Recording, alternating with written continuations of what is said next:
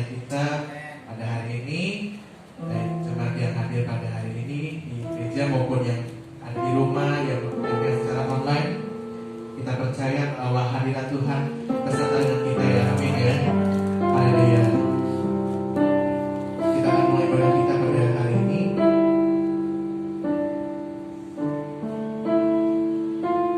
Tuhan Yesus, Kau menggunakan hidup kami Tuhan hanya dalam tangan-Mu Tuhan.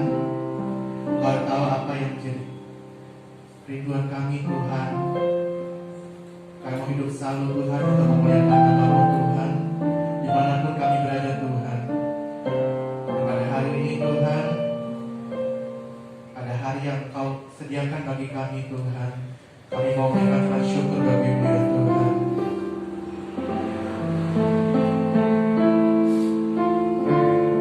Haleluya Yesus, haleluya.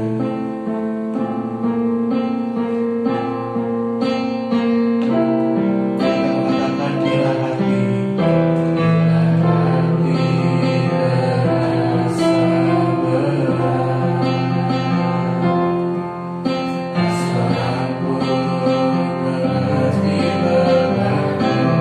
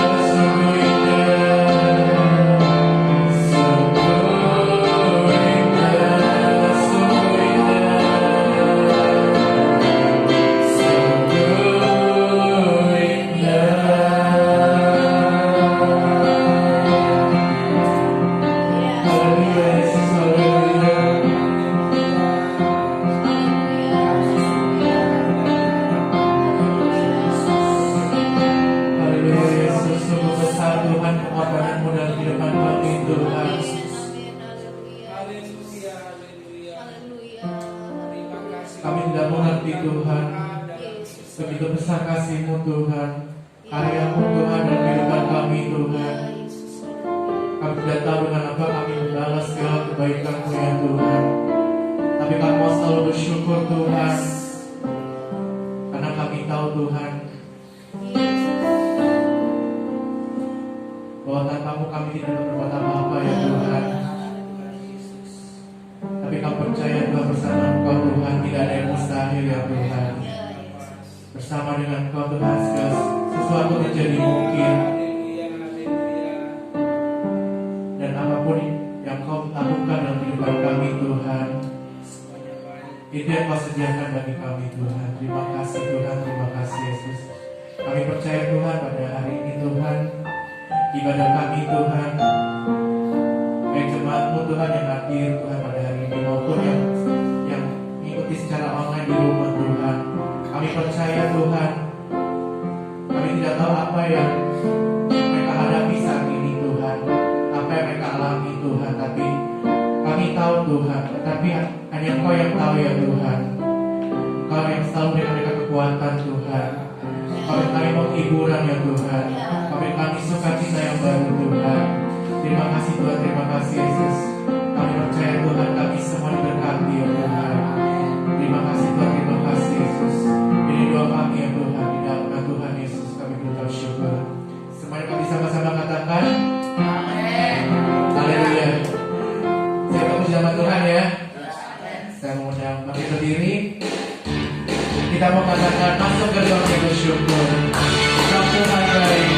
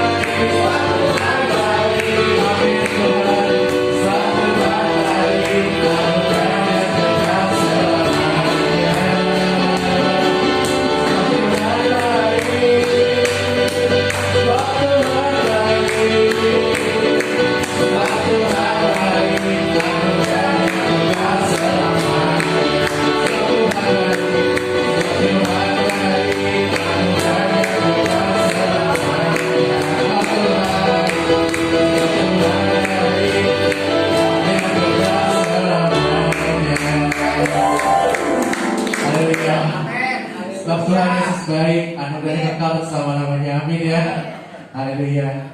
Kita berikan satu pujian lagi, kita mengatakan datanglah Tuhan ini.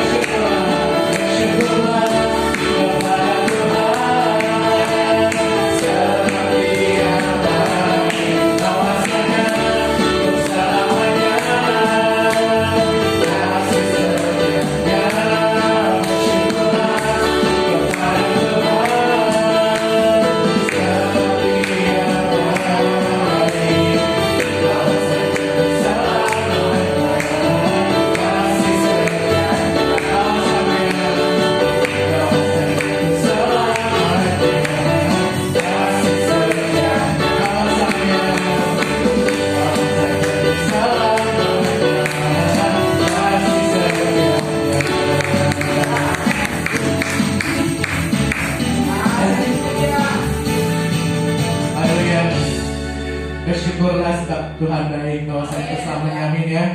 Haleluya, dipersilakan duduk. Kita percaya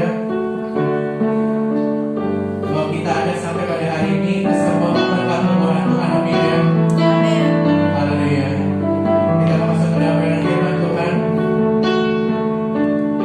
Kita menaikkan satu pujian berkat pemurahan.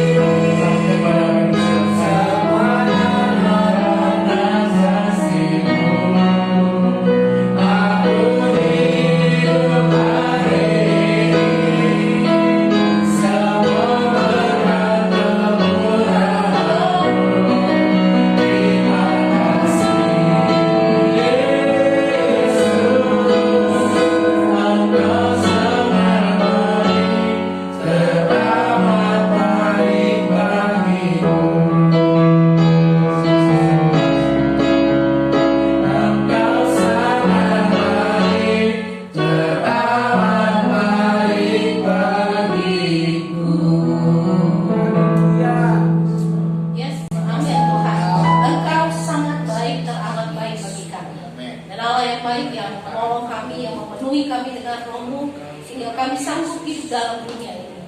Tuhan, berkaryalah saat ini ketika firman Allah disampaikan, Biarlah Engkau memberikan kepada kami kemampuan untuk memahami, mempunyai hati yang lembut untuk menerima dan melakukannya dalam kehidupan kami. Dan kami boleh berbuah-buah bagi hidup yang kekal. Seluruh kemuliaan buat Engkau Tuhan, bicara dan beracaralah sebab kami mendengar. Amin. Ya, buat yang di rumah, tetap semangat di dalam Tuhan.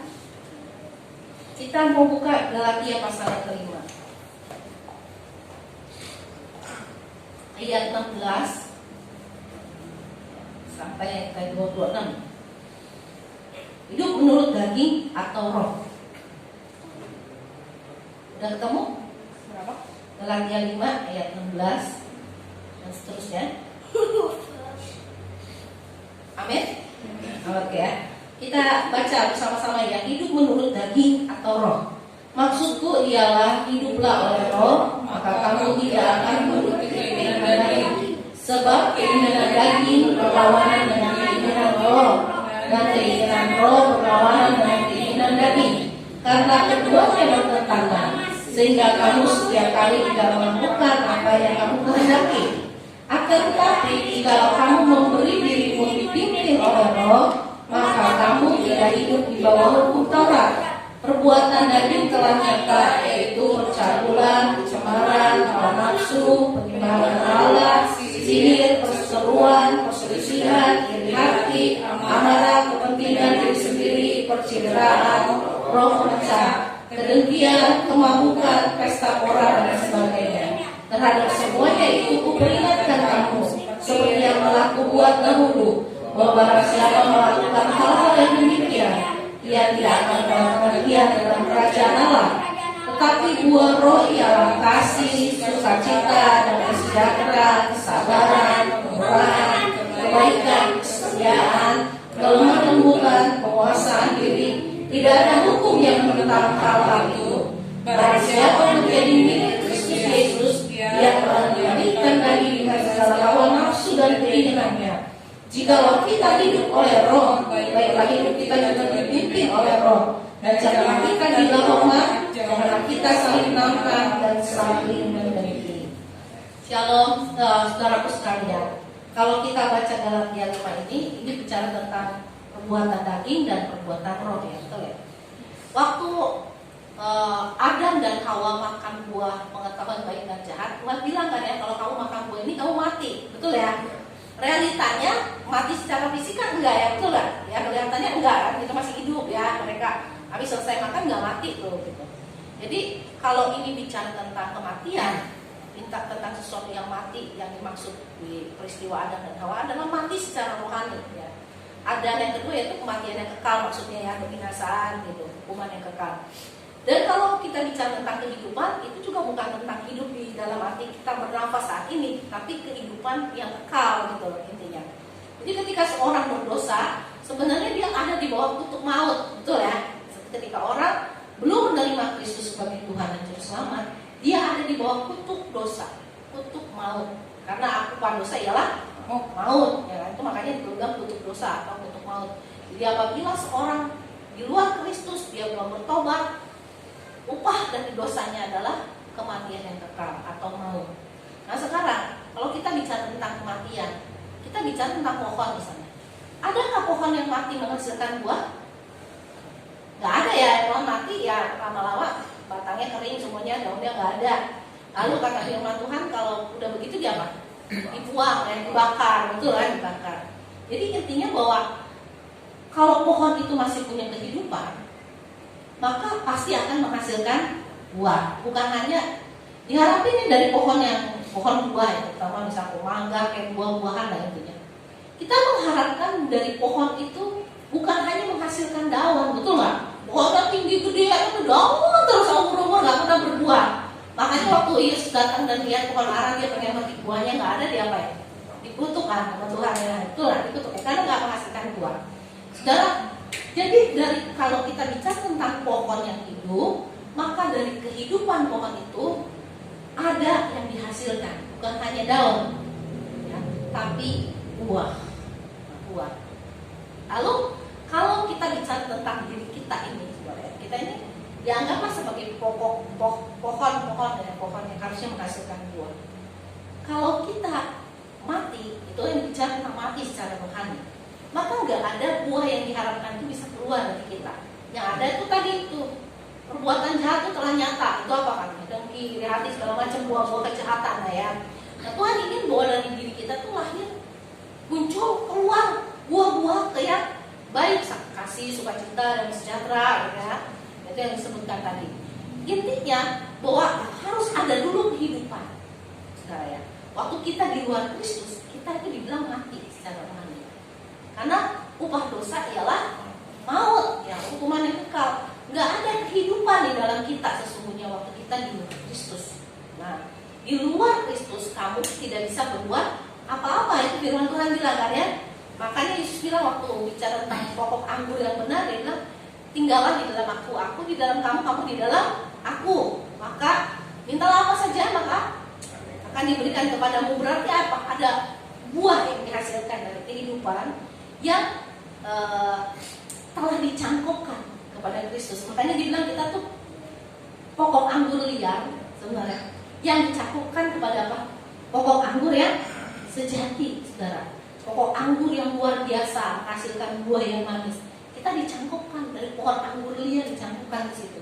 Supaya apa? Diharapkan dari kita yang dicangkokkan kepada Kristus itu mendatangkan, mengeluarkan buah yang sama rasanya seperti yang ada di dalam pokok anggur yang hidup itu, pokok anggur yang sejati, yaitu Kristus. Jadi intinya, waktu seseorang yang di luar Kristus, maka tidak ada buah yang manis yang bisa dihasilkan dari orang itu. Tapi waktu kita ini dicangkokkan kepada Kristus, Kristus di dalam kita, kita di dalam Kristus, itu ngalir seluruh nutrisi, kalau kayak kita bilang ya, dari pokok anggur sejati itu. Seluruh kebenaran dari pokok anggur itu, seluruh nilai-nilai yang ada di pokok anggur itu masuk kepada ranting yang dicangkokkan itu, saudara ya, pokok anggur yang dicangkokkan, ya, ranting yang dicangkokkan kepada pokok anggur, sehingga menghasilkan buah-buah yang baik. Jadi intinya di dalam hidup kita ini, saudara, kita ini kayak pokok anggur yang dicangkokkan. Waktu kita terima Kristus, kita dicangkokkan dari kita dulu hidupnya berdosa, yang buah yang kita hasilkan jelek ya, gitu ya, kayak tadi. Semua buah-buah yang jelek yang kita hasilkan. Tapi waktu kita dicangkokkan kepada Kristus, diharapkan dari hidup kita akan keluar buah-buah yang menunjukkan kualitas dari pokok anggurnya itu, saudara yang sejati. Betul ya? Kita kan dicangkokkan nih. Jadi kalau orang bilang benar nggak lu dicangkokin sama pokok anggur itu? Kalau benar harusnya buahnya sama gitu. Betul ya? Harusnya buahnya sama karena kualitas yang ada di pokok anggur sejati itu nomor satu, benar ya? Harusnya dihasilkan ya pokok dari ranting yang dicangkokin itu hasil yang sama. Gak mungkin dong dari pokok anggur sejati keluar nanti buahnya yang dicangkokin asam gitu ya. Gak mungkin, harusnya sama hasilnya. Itu makanya ada orang sengaja supaya buahnya hasilnya bagus dicari, dicangkokin kalau bisa disesuaikan, dicangkokin sama pokok anggur yang bagus supaya hasilnya bagus. Jadi intinya saudaraku, waktu hidup kita tuh dulu jelek, buah yang kita hasilkan jelek. Dalam hidup kita bilang kita sangat jahat, orang berdosa. Tetapi waktu kita dicangkokkan kepada pokok anggur yang sejati, yaitu Kristus, harusnya dari proses kehidupan kita itu ada perubahan. Betul ya? Saya mau tanya ya saudara, pohon anggur tiba-tiba berbuah, apa proses dari kecil besar? Itu tandanya ada apa? Ada kehidupan, betul ya? Benda mati mah nggak bisa tumbuh ya, betul ya? Ya mati itu, bahkan lama-lama rusak ya, hancur. Batu yang keras aja lama-lama bisa hancur, betul ya? Betul ya? Sekeras apapun dia bisa hancur. Nah intinya apa? Kalau orang ada sesuatu itu hidup, dia menunjukkan satu pertumbuhan. Dan pertumbuhan itu membutuhkan apa namanya? Proses. Nah saudara, ada orang bilang begini, waktu kita terima Yesus, kita diubahkan. Tapi itu masih ada sih benih yang jelek-jeleknya yang suka keluar dari orang Kristen ya, betul ya?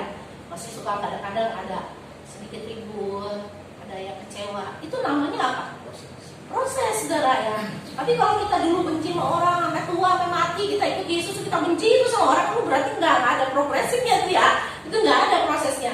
Tapi kalau orang benar dia dicangkokkan kepada pokok anggur sejati yaitu Kristus, harusnya apa? Dulu kita tukang benci orang, sekarang enggak, gitu ya. Dulu kita pelit, sekarang enggak. Dulu kita suka ngomongin orang, sekarang enggak, gitu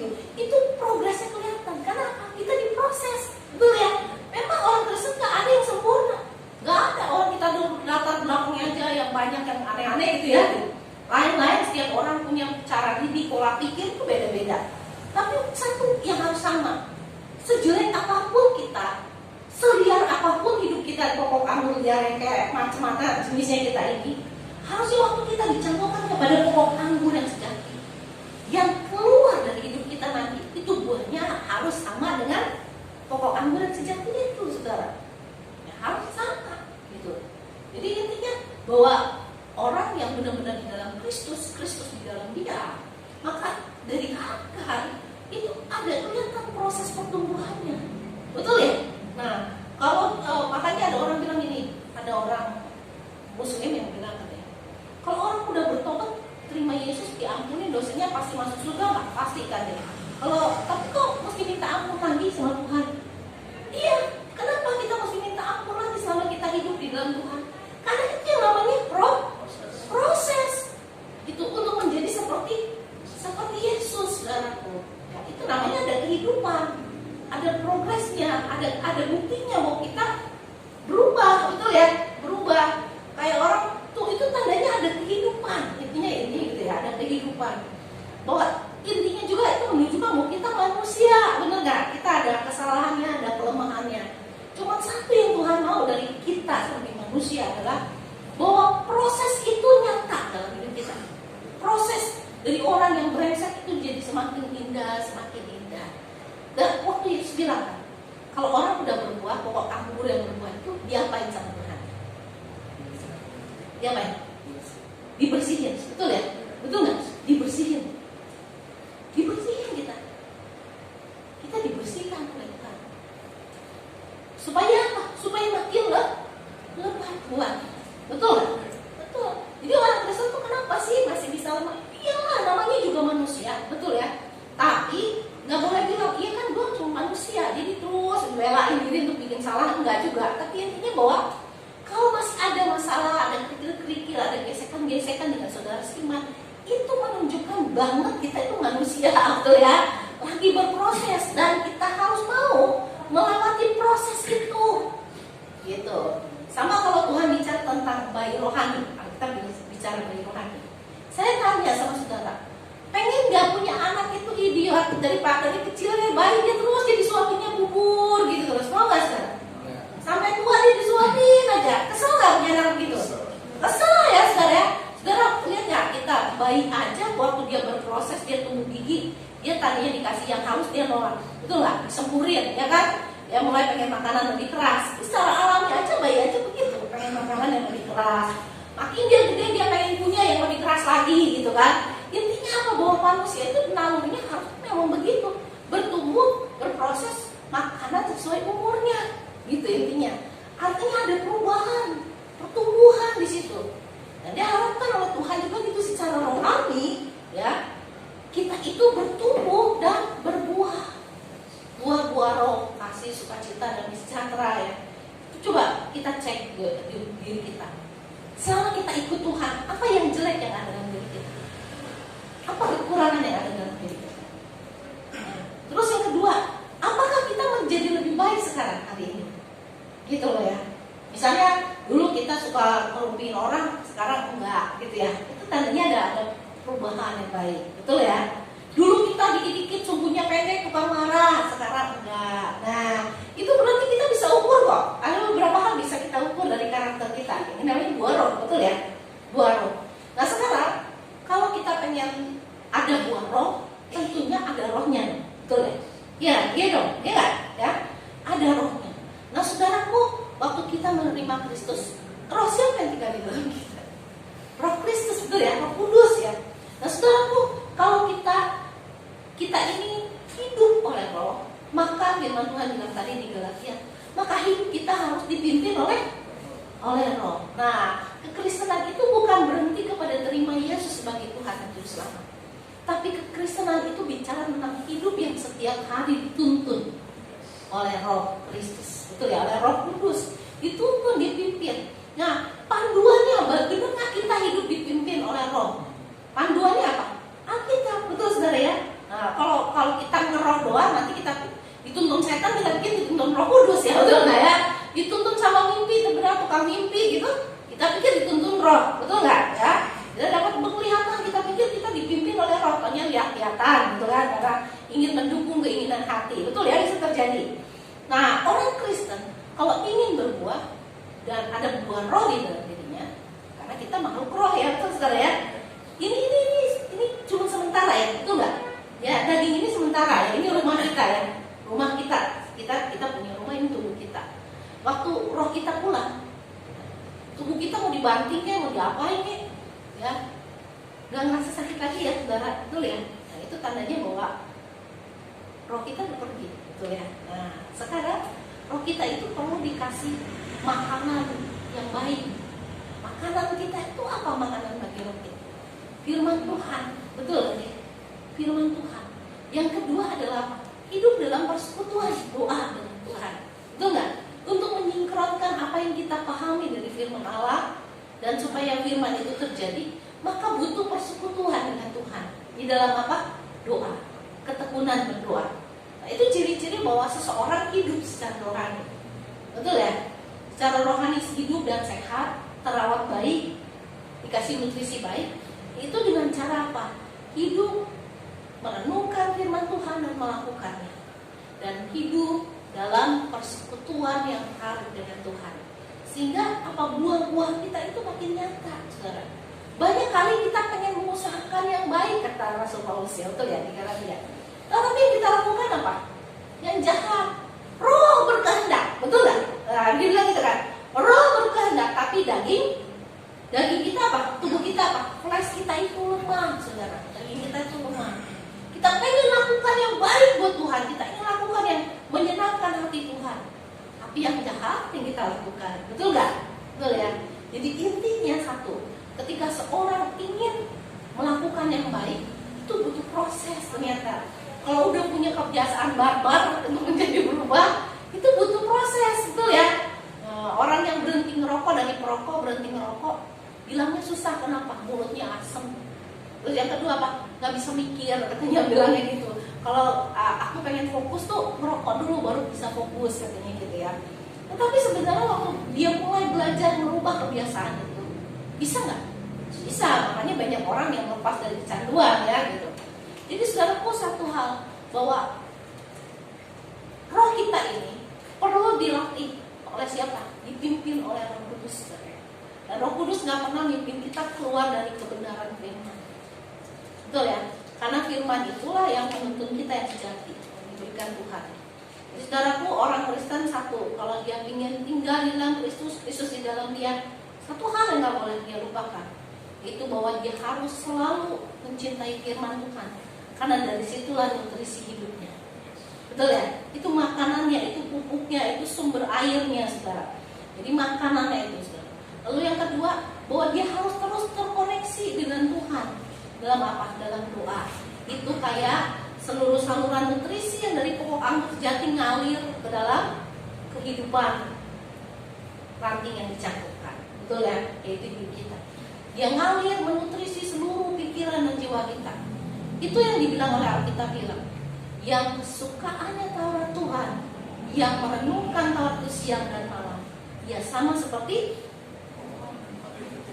betul ya, yang ditanam dia apa? Kita tepi aliran air yang menghasilkan buah pada musimnya, dan yang daunnya tidak menjadi layu, dan apa saja yang dibuat Tuhan berhasil. Jadi terkoneksi terus dengan Tuhan, saudara, betul ya? Nah, jadi kalau orang Kristen nggak bisa benar-benar berbuah, nggak bisa benar-benar menghasilkan, nggak bisa benar-benar produktif kalau dia tidak mencintai firman.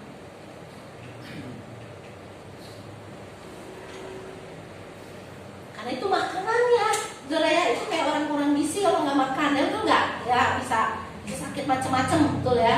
Nah, jadi ingat saudara, pengen sehat secara rohani, pengen roh saudara kuat di dalam Tuhan, maka yang harus dikasih makan oleh Tuhan, yaitu firman Tuhan, dibaca, direnungkan, dilakukan. Karena Alkitab selalu berkata, bukan dengan kuat gagah kita, tapi oleh roh Tuhan. Kenapa Daniel itu sampai bisa tahan 3 generasi raja yang berbeda, kerajaan Babilonia, Media, dan Persia. Dan dia dipakai loh raja dengan beda kerajaan loh. Kalau orang lain mah udah dipancung ya, Daniel karena penasehat Babel ya. dia Raja Media ini curiga nggak? Curiga ya, nanti takutnya diboikot kembali lagi ke Babilonia gitu kan. Tapi Daniel enggak loh, nggak dipenggal, malah jadi penasehat dari media hilang dan di Persia. Daniel tetap nggak? Tetap. Katanya dibilang dia penuh dengan hikmat yang dari roh Tuhan. Jadi saudaraku, orang yang paling bahagialah adalah orang yang merenungkan Taurat Tuhan, yang merenungkan firman Tuhan dengan baik. Kenapa saya bilang Daniel itu bukan sekedar penuh roh, itu bukan hanya karena dia berdoa. Tapi kalau kita baca dari kitab Daniel, kita nemuin satu doa Daniel, itu waktu dia meminta kepada Tuhan kelepasan dari perbudakan terhadap bangsanya. Dan dia melihat itu bukan dari nerawang, nerawang Jawa awam gitu ya, tapi dari apa? Dari apa yang dia baca. Loh, dari kitab nabi-nabi. Bahwa memang bangsanya itu harus ada dalam pembuangan, penghukuman. Lalu itu dia hitung tahun-tahunnya. Dan ini adalah masa kelepasan itu bagi bangsa Israel. Dan dia mulai ngapain? Berdoa berdasarkan apa? Firman Tuhan. Jadi saudara, orang Kristen, satu hal yang paling penting dari orang Kristen adalah kita berdoa bukan di luar kebenaran firman. Kita harus berdoa sesuai kebenaran firman. Supaya apa? Yang kita inginkan terjadi. Nah, jadi Daniel itu doa nggak asal, saudara ya. Dia doa itu berdasarkan kebenaran firman Tuhan. Jadi penting nggak buat kita saudara ya, di rumah maupun di gereja, penting nggak buat kita memahami Alkitab? Penting saudara ya. Banyak yang salah karena kita nggak benar-benar ngerti Alkitab. Orang Kristen tidak diajar untuk menerima aja, tapi orang Kristen diajar untuk mengerti apa yang dia dengar. Makanya Tuhan bilang ujilah. Kita gimana bisa uji kalau kita nggak ngerti? Itu nggak? Ujilah segala sesuatu. Ya. Tuhan uji ya, kayaknya kontradiktif kalau dia bilang percayalah segala sesuatu, tapi ujilah segala sesuatu. Ya terima dulu ya, amin. Gitu kan ya. Nanti tes, benar nggak? Ya betul ya. Bisa jadi tulisan yang disampaikan benar, tapi orang yang nyampainya nggak benar misalnya gitu ya. Jadi Tuhan tidak pernah ngajar kita jadi orang bodoh. Waktu dia baca Alkitab aja Tuhan bilang apa? Baca, renungkan, lakukan. Baca, renungkan, lakukan. Tidak disuruh ngapal. Saudara bisa baca Alkitab Kejadian sampai Wahyu hafal misalnya, nggak ada gunanya. Yang Tuhan mau tuh kamu baca, kamu ngerti, kamu lakukan. Gitu, betul ya? Betul nggak? Karena orang yang baca ngerti itu pasti dia ingat semua firman Tuhan, nggak retorok, tapi isi inti dari pesan Alkitab dia pahami. Betul nggak saudara ya? Nah, orang Kristen yang hidupnya dipimpin oleh Roh, dia harus mencintai firman Tuhan. Karena Roh Kudus tidak pernah bekerja di luar dari kebenaran firman Tuhan. Dia bekerja sesuai kebenarannya. Karena Bapa, Putra dan Roh Kudus itu satu, betul ya? Nggak pernah dong kerjanya bertentangan satu sama lain, betul nggak? Ya, makanya dibilang yang mengerti, makanya dibilang di kitab 1 Korintus dibilang Roh membantu kita untuk menyampaikan kepada Bapa apa yang kita tidak ketahui. Kadang-kadang kan kita berdoa, kita susah ya nyampain apa yang sebenarnya kita pengen sampaikan sama Tuhan. Detailnya kayak gimana gitu ya. Kadang-kadang kita nggak kesulitan nyampein, betul ya? Makanya dibilang Roh itu membantu kita menyampaikan apa yang isi hati kita yang kita susah sampaikan kepada Tuhan. Kenapa? Karena yang mengerti hati Tuhan itu ya Roh Tuhan, betul nggak? Nah, Roh yang di dalam kita itu diberikan Tuhan dengan cemburu, saudara ya. Dia diberikan apa? Karena punya relasi yang kuat, karena dia Tritunggal ya, ini gitu ya. Allah yang satu, 3 tapi 1. Nah, waktu dia ada di dalam kita, dia nuntun kita untuk menyampaikan sesuatu yang kadang-kadang kita susah untuk terjemahkan, susah untuk kita sampaikan. Dia membantu kita. Jadi penting gak hidup di Roh? Penting, saudara ya. Jadi libatkanlah Roh Kudus tiap hari di dalam pembacaan firman, di dalam doa-doa saudara. Dan tahulah bahwa hidup kita itu penting untuk bukan hanya dipenuhi oleh Roh, tapi dipimpin oleh Roh Kudus. Ya. Arahkan, karena bukan dengan kuat gagah kita, tapi oleh Roh Tuhan kita bisa berkemenangan. Betul ya? Nah, lalu dikatakan lagi oleh firman Tuhan, karena itu pikirkanlah apa yang baik, apa yang kudus, apa yang mulia, apa yang manis, apa yang sedap didengar, yang patut dipuji. mikir karena semuanya itu. Sudah kenapa suruh kita mikirin itu? Karena dari pikiran itulah semua medan perang terjadi, betul nggak? Saudara pengen mutusin sesuatu adanya di mana? Ada di mana? Di sini ya, betul ya? Lakuin nggak ya? Pilihnya tuh itu ya, gitu. Betul nggak saudara ya? Gue balas apa enggak nih orang gitu kan? Itu keputusannya apa di sini dulu kan? Nah, semakin banyak yang jelek yang ada di pikiran kita, kira-kira kita yang kita ambil sebagai sebuah keputusan jelek atau bagus? Jelek, betul nggak? Kalau kita sering diajarin tentang balas dendam, ya, balas dendam. Kalau perlu begini, kira-kira yang saudara lakukan apakah waktu ada orang jahat sama saudara ampunin? Enggak, karena di pikiran itu udah di stylenya apa? Balas. Gigi lo dibikin copot satu, bikin dia rontok giginya. Ya kan kalau diajarin gitu apa yang anak? Ya begitu. Makanya waktu saudara sepupu kita bilang teroris itu tidak beragama, bener nggak? Enggak. Kenapa? Karena panduannya ada di buku mereka. Iya kan? Panduan yang mereka mau sangkarin kayak apa, panduannya ada di situ. Udah di style gitu. Karena sering didengungin gitu. Di sana kayak ada ustadz yang bilang darah orang yang pindah dari muslim halal gitu ya darahnya. Itu apakah bukan Islam? Islam sengaja. Kalau mereka sangkalin itu bukan Islam, itu Islam. Ini ngomong siapa? Seorang guru yang Islam. Nah, saudara tuh Kristenan nggak pernah kan darahnya halal ke orang pindah ke luar, nggak pernah kan? Dan darahnya halal karena di kita nggak ada, betul nggak? Nggak ada. Jadi saudaraku apa? Penting banget yang ditaruh di sini itu, di otak kita ini, di pikiran kita, penting banget. Kenapa? Karena itu akan membuat perilaku kita bagus atau tidak bagus itu apa yang kita isi di sini. Jadi kalau Tuhan bilang suruh kita renungin, bukan tanpa makna, saudara. Mereka tuh disuruh, kalau mereka disuruh untuk baca aja udah ada bonusnya, upahnya. Iya nggak, baca aja. Kalau mereka nggak ngerti nanya, dibilang nggak boleh nanya, terima aja. Bang Uli paling pintar tuh bahasa Arabnya tuh bahasa apanya tuh? Nawatona katanya apa aja mereka. Jadi pokoknya terima aja. Jadi kayak orang dicocok hidungnya, pokoknya terima aja gitu. Salah nggak salah terima aja.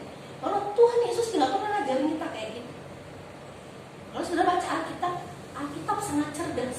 Berbicara tentang apa? Baca, renungin, lakukan. Ketika kita dengar, uji katanya, betul nggak? Suruh uji, benar nggak tuh yang diajarinnya?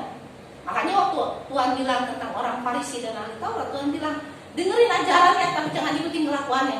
Betul nggak? Kenapa? Karena diajarin ahli Taurat itu Alkitab benar ya, firman Tuhan, Taurat Tuhan. Tapi kelakuan mereka nggak sesuai Taurat. Jadi Tuhan ngomong jawabnya simpel aja. Ikutin apa yang diajarin, jangan ikutin kelakuannya. Sesimpel itu ya. Nah, intinya bahwa Tuhan tidak suruh kita mengikutinya secara buta. Dia suruh kita paham. Supaya kita menjadi orang Kristen yang berbuah banyak. Amin ya. Amin saudara. Bukan hanya berbuah. Minggu depan saya akan menyampaikan tentang karunia dari Roh Kudus. Kalau hari ini kita bicara tentang buah roh. Dan bagaimana cara berbuah, yaitu tinggallah di dalam Tuhan. Cintai firman Tuhan, karena firman Tuhan itu sumber nutrisi bagi pohon kehidupan kita. Betul ya? Sumber nutrisi yang membuat kita ada di dalam pertumbuhan yang benar dan sehat. Gitu. Tetap pada pokok anggur itu, nggak lepas dari cangkokannya. Berbuah nutrisinya jadi benar dari pokok anggur sejati itu, sehingga yang keluar dari hidup kita adalah perubahan hidup yang dari hari ke hari bisa dilihat lewat prosesnya, bahwa sungguh setiap hari kita menjadi seperti Yesus. Paulus pernah berkata, aku belum sempurna. Betul ya? Itu tandanya apa? Proses. Aku belum sempurna. Tapi apabila yang sempurna itu datang, aku akan disempurnakan bersama-sama dengan dia. Amin, saudara? Amin ya. Kita proses semua. Bilang sama kiri kanan saudara, bilang kita sedang diproses Tuhan. Ya. Jadi kalau kita ditegur, kita ngalami didikan Tuhan, ya, jangan marah. Amin ya. Jangan sakit hati, karena itu memang proses Tuhan untuk mengubah kita jadi seperti Yesus. Kita dibersihkan. Dan seringkali cara membersihin pasti sakit ya. Kalau pohon anggur itu bisa ngomel, dia ngomel, sakit tahu gitu ya. Nah, dari saya lihatin baru-baru ini di tetangga saya, kalau mau ke rumah saya itu ada gangnya di Jalan Rembulan, yang mau masuk ke Jalan Rembulan. Saya lihat itu ada orang nanam pohon anggur berhasil. Saya lihatin dia di atas atapnya itu mulai buahnya kan. Dari awal saya suka lihat ini pohon anggur kapan buahnya ya. Saya lihat itu daun-daunnya masih dicabutin, dibersihin ya, dibersihin bagian-bagian. Jadi itu daun tinggal sedikit, tapi buah anggurnya mulai banyak tumbuh, mulai banyak. Jadi saya senang banget lihat. Jadi ternyata Tuhan tuh sering kali bikin hal-hal tertentu dalam hidup kita tuh kayak diambilin, dirontokin gitu. Kayak kita udah mau mati nih gitu ya, kayak kita nggak ada sesuatu yang kita hasilin. Ternyata proses pembersihan itu akan terus-menerus berlangsung pada pokok anggur. Supaya apa? Setiap musim dimana harusnya dia berbuah. Sama kayak kita, saudara. Kita akan diseleksi terus sama Tuhan, dibersihin supaya kita tetap berbuah dari tahun ke tahun. Amin, saudara. Dari masa ke masa kita terus berbuah sampai Tuhan bilang selesai pokok anggur, mungkin mesti digantiin, pulang ke rumah Bapak ya. Amin, saudara ya. Tuhan bilang udah selesai, gitu. Pulang ke rumah Bapak. Haleluya. Amin, saudara. Amin ya. Jadi tetaplah cintai firman Tuhan, tetaplah tekun berdoa karena disitulah sumber pertumbuhan saudara. Isilah di sini saudara, segala yang baik dari firman Tuhan. Karena itu yang akan menggerakkan hidup kita. Betul ya? Kalau saudara kasih input yang jelek dari luar, ya itulah yang saudara lakukan. Betul ya? Dunia ngajarin yang kebalikan sehingga yang jahat yang kita hasilkan. Tapi waktu kita renungin semua yang baik yang dimasukin ke sini kita, maka yang baik yang akan keluar dari hidup kita. Haleluya. Mari kita bangkit berdiri. Sidang jemaat yang di rumah, hasilkanlah bagi kita dan seluruh sidang jemaat yang di sini, hasilkanlah bagi kita buah-buah yang baik. Cintailah firman Tuhan karena dari situlah nutrisi supaya saudara menghasilkan buah-buah yang baik. Bersekutulah dengan Tuhan karena Dialah pemilik pokok anggur dan jejak supaya kita selalu dibersihkan. Doalah senantiasa supaya Dia selalu membersihkan kita. Dan Tuhan bilang, apabila kamu di dalam aku di dalam kamu, mintalah apa saja, maka aku akan melakukannya bagimu. Yesus berkata, mintalah kepadaku di dalam namaku, maka aku akan melakukannya bagimu. Ketika apa? Ketika orang itu sudah tercampurkan kepada Kristus sang pokok anggur sejati. Haleluya. Haleluya. Bapa di surga, kiranya firman pagi hari ini mendorong setiap jemaatmu yang di rumah maupun yang ada di sini untuk selalu mencintai firman Tuhan. Karena firman Tuhan adalah nutrisi bagi roh kami, bagi jiwa kami, yang menggerakkan kami, yang membuat kami hidup dan kemenangan. Ajari kami selalu berdoa mencari wajah-Mu, karena dari situlah kami menemukan banyak tuntunan dan kekuatan untuk menjadi pelaku dari firman. Ajari kami melibatkan Roh-Mu untuk menuntun kami senantiasa di dalam terang dan kebenaran firman. Haleluya. Supaya dunia melihat bahwa hidup kami sebagai orang percaya, hidup yang berbuah-buah bagi kemuliaan Tuhan. Terima kasih Yesus. Haleluya. Kita nyanyikan lagi. Haleluya.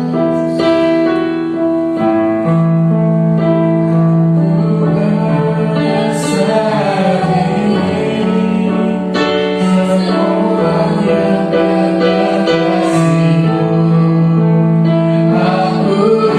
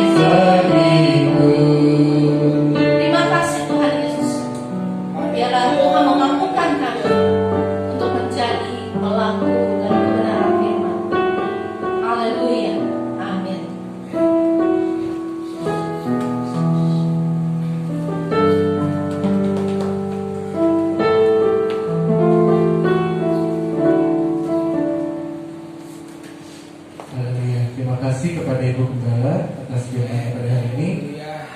Kita percaya ya bahwa kita harus hidup bertumbuh di dalam kasih Tuhan. Amin ya. Haleluya. Saja kita berikan persembahan. Mari kita bersatu di dalam doa. Bapa yang berada di surga, yang kami sembah di dalam nama Tuhan Yesus, kami ucap syukur dan terima kasih atas nyata-Mu, kasih setiamu Tuhan sampai hari ini. Terima kasih Tuhan, terima kasih Yesus. Kami sudah ibadah pada hari ini Tuhan, kami sudah berikan puji-pujian bagi-Mu Tuhan, dan kami juga sudah berikan firman-Mu Tuhan, bersama hamba-Mu Tuhan. Ya, kami mau hidup selalu Tuhan untuk bertumbuh di dalam kasih-Mu ya Tuhan. Kami bertumbuh berakar dan menghasilkan buah ya Tuhan. Terima kasih Tuhan, terima kasih Yesus. Sebentar kami akan berikan persembahan Tuhan. Berkata setiap persembahan yang diberikan pada hari ini Tuhan agar dapat dipakai Tuhan untuk kemuliaan-Mu Tuhan di tempat ini. Terima kasih Tuhan, terima kasih Yesus yang doa kami Tuhan. Amin. Kita berikan satu pujian untuk kata.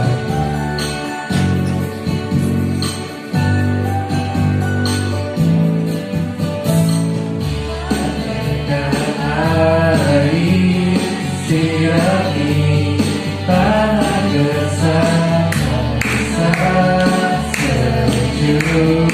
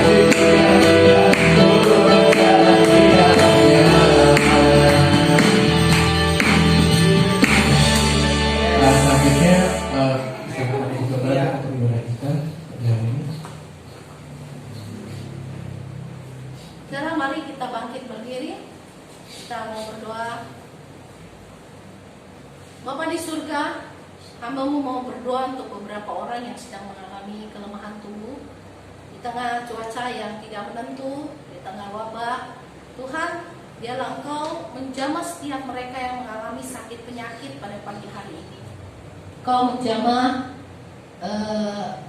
Rocky, kau menjamah Sarah, kau menjamah beberapa orang yang tidak hadir saat ini di Cincin, dan mereka yang mungkin juga tidak kami ketahui mengalami kelemahan tubuh.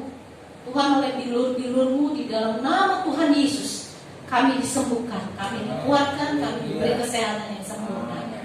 Tuhan, kami berdoa buat sidang jemaat-Mu yang saat ini dalam pergumulan. Tuhan memberi mereka kemenangan, Tuhan memberi mereka hikmat dan jalan keluar. Bagi mereka yang sedang lemah secara rohani, biarlah Roh-Mu berbicara dan menguatkan mereka kembali. Tuhan Yesus, ini harapan kami Tuhan kepada Engkau. Kami taruh seluruh jemaat-Mu. Kau memberkati mereka pribadi lepas pribadi, mencukupi segala yang mereka butuhkan, membuat mereka berhasil dengan segala usaha mereka, pekerjaan mereka, studi Tuhan. Bagi anak-anak kami yang sedang belajar, biarlah hikmat Tuhan penuh di dalam mereka dan nama-Mu dipermuliakan. Kami menyerahkan Tuhan gereja-Mu ke dalam tangan-Mu. Biarlah Tuhan Yesus segala yang baik dihasilkan dari gereja ini, yaitu bahwa kami boleh menjadi jemaat pemenang-pemenang jiwa, yang boleh dengan penuh kasih kami berdoa, kami mencari jiwa-jiwa yang hilang, supaya sebanyak mungkin orang-orang boleh dibawa datang kepada Tuhan. Dari timur, barat, utara, dan selatan Tuhan, negeri kami, oleh banyak orang berduyun-duyun datang kepada nama-Mu yang kudus. Berkat-Mu ada di atas Indonesia Tuhan, di atas pemerintahan negeri ini. Biarlah Engkau menghalaukan segala yang jahat dari pemerintahan kami. Engkau menjauhkan dari segala niat jahat orang-orang tertentu yang punya rencana politik yang buruk. Tuhan, kiranya Engkau bekerja di tengah bangsa kami. Biarlah shalom Tuhan turun di seluruh negeri kami Tuhan. Engkau memberkati mereka semua Tuhan, hasil ladang negeri kami, laut kami, Tuhan, langit kami. Biar segala yang baik dihasilkan daripadanya. Tuhan Yesus, Ini doa dan permohonan kami kepadamu. Kiranya Engkau bekerja di negeri kami, nama-Mu dipermuliakan tengah bangsa kami. Dan sebentar Tuhan kami akan pulang. Dan bagi jemaat-Mu yang ada di rumah, Tuhan, mereka akan beraktivitas. Tuhan membuat mereka ada tetap dalam penyertaan-Mu.